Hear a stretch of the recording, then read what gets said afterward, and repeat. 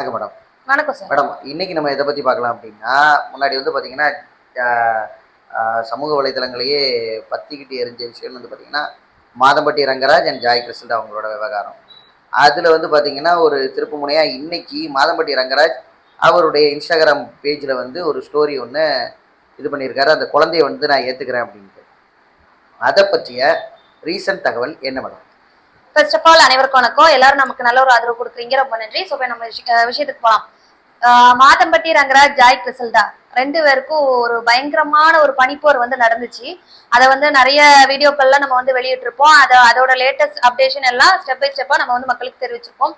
இதுல ரீசெண்டா இப்ப என்ன தகவல் வந்திருக்கு அப்படின்னா, மாதம்பட்டி அவர்கள் வந்து ஜாய் கிறிஸ்டல்டாவுக்கும் மாதம்பட்டிக்கும் பிறந்த குழந்தைய வந்து தன்னோட குழந்தை தான் அப்படிங்கிறத வந்து நம்மளோட நீதிமன்ற தலையிட்டு டிஎன்ஏ டெஸ்ட் எடுத்து ஊர்ஜின மாதம்பட்டி தான் இதற்கு தந்தை அப்படின்னு சொல்லி தீர்மானமா தெரிவிச்ச பிறகு இப்போ வந்து சொல்லியிருக்காரு, ஆமா நான் அது வந்து என்னோட குழந்தை தான் ராகா ரங்கராஜ்.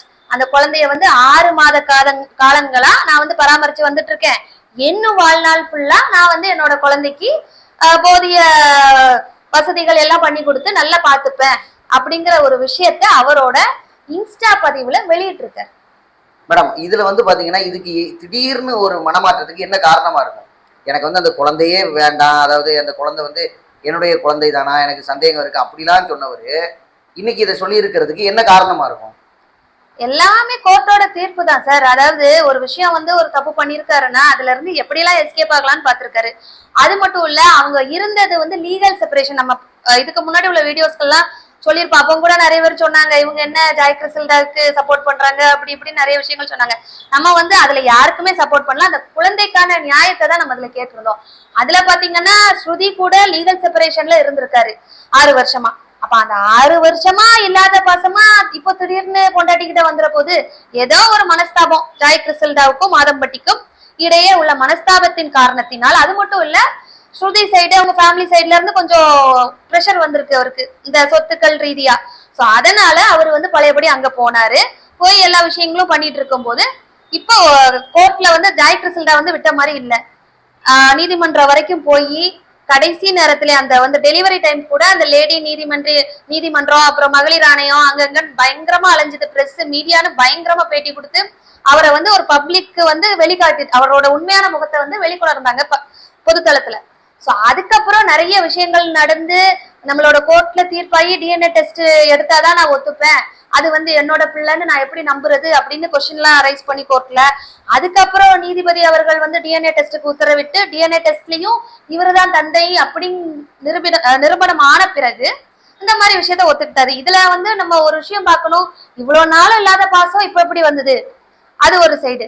2வது விஷயம், ஒருவேளை நீதிமன்றமா முன்னிட்டு இந்த அடுத்த தீர்ப்பு என்ன வரும், டிஎன்ஏ டெஸ்ட்ல இதாயிடுச்சு, சோ அவர் வந்து ஏத்துக்கிட்டு தான் ஆகணும். அப்படி இல்லைன்னா கூட அவரோட ப்ராப்பர்ட்டி அட்டாச் பண்ண சொல்லுவாங்க, அதுல ஒரு பங்கு அந்த குழந்தைக்கு வந்தே ஆகணும்.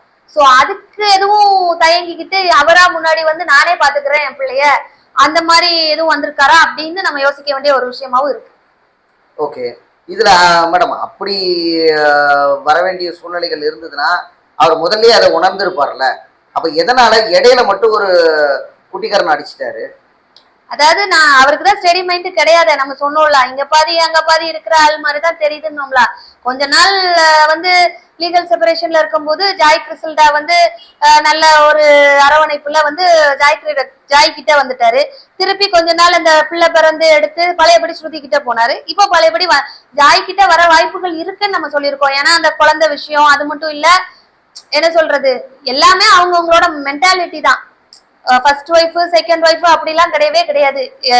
இப்போ மக்கள் கூட நிறைய பேர் அன்னைக்கு சொன்னாங்க, போன பதிவுல நிறைய விஷயங்கள் வெளிப்படுத்தி இருப்போம். அதுல சொல்லியிருக்காங்க அந்த மாதிரி ஃபர்ஸ்ட் ஒய்ஃபுக்கு தானே உரிமை, இவா இப்போ வந்தவா அப்படி இப்படி. நான் என்ன சொல்ல வரேன், நீதிமன்றமோ யாருமே ஒருத்தங்களை வந்து நீங்க இவங்க கூட தான் வாழணும்னு கட்டாயப்படுத்த முடியாது.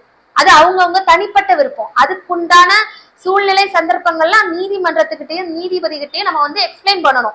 எதனால பிரிஞ்சோம், நம்மளோட மனநிலை என்ன, அங்க நடந்த விஷயங்கள் என்ன. ஃபார் எக்ஸாம்பிள் இப்போ ரீசெண்டா நம்ம ஜெயம் ரவி விஷயத்திலேயே நிறைய விஷயங்கள் நம்ம பார்த்திருப்போம்.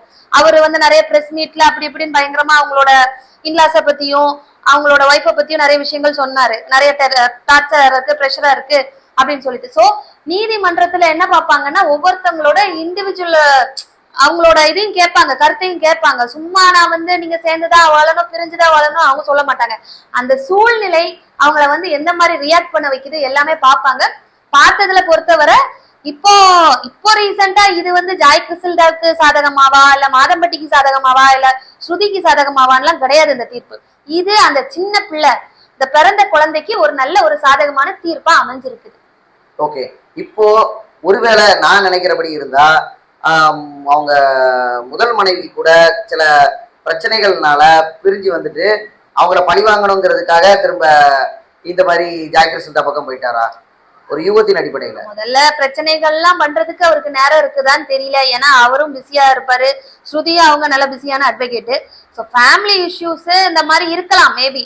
ஆனா அதே காரணம் காமிச்சுதான் பிரிஞ்சாரா அப்படின்லாம் சொல்ல முடியாது. இப்போ ஜாய் கிறிஸ்டல்டா கூட சேர்ந்து வாழணும்னு ஆசைப்பட்டு ஒருவேளை நான் நம்ம பிள்ளைய ஏத்துக்கிறேன் பழையபடி சேர்ந்து வாழலாங்கிற ஒரு முடிவுல இருக்காரா அப்படிங்கிற ஒரு விஷயம் வந்து இனிதான் வெளியே தெரிய வரும். இப்போது தற்போதைய நிலவரம் படி அந்த பிள்ளைய ஏத்துக்கிட்டாரு. இனி வந்து ஜாயை வந்து 2ஆம் திருமணம் பண்ணுவாரா இல்ல அதிகாரப்பூர்வமா ஸ்ருதியை வந்து டிவோர்ஸ் பண்ணிட்டு விவாகரத்து பண்ணிட்டு ஜாயை வந்து 2ஆம் திருமணம் பண்ணுவாரா அப்படிங்கிற ஒரு விஷயம் வந்து மக்களுக்கு இனிதான் அவருதான் வெளிப்படுத்தணும்.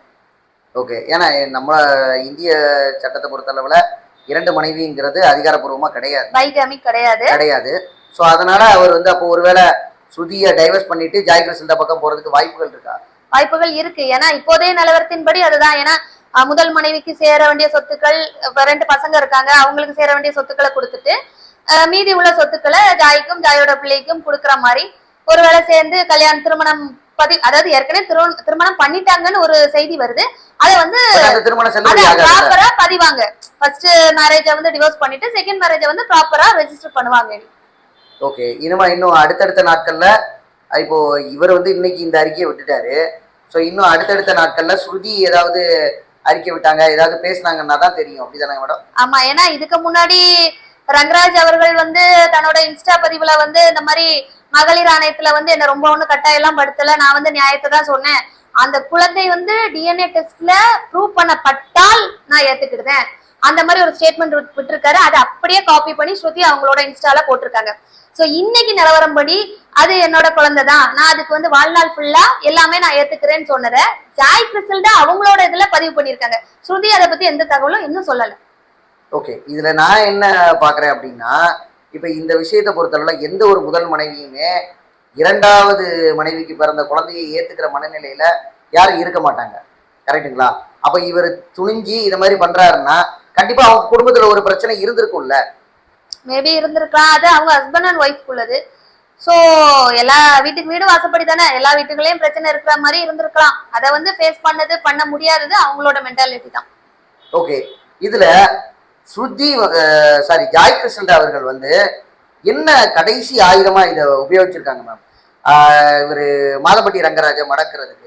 கடைசி ஆயுதம் நீதிமன்றம் தான், நீதித்துறை தான் நாடி இருக்காங்க. ஏன்னா அவர் என்ன சொல்லிட்டாரு, எனக்கு அதுக்கும் சம்பந்தம் இல்லை அப்படின்னு சொல்லி கான்டாக்டையே பிளாக் பண்ணிட்டாரு. அவர் வந்து கோஸ்ட் ஆயிட்டாரு. இந்த கோஸ்டிங்னு சொல்றாங்கல்ல, அதாவது மெசேஜ் வாட்ஸ்அப்ல எல்லாம் பிளாக் பண்றது, அந்த மாதிரி பிளாக் பண்ணி தூர போயிட்டாரு. ஆனா அவங்களுக்கு எப்படியுமே ரீச் பண்ண முடியல. ஏன்னா அவரை சுத்தி அவ்வளவு பெரிய பாதுகாப்பு இருந்தது.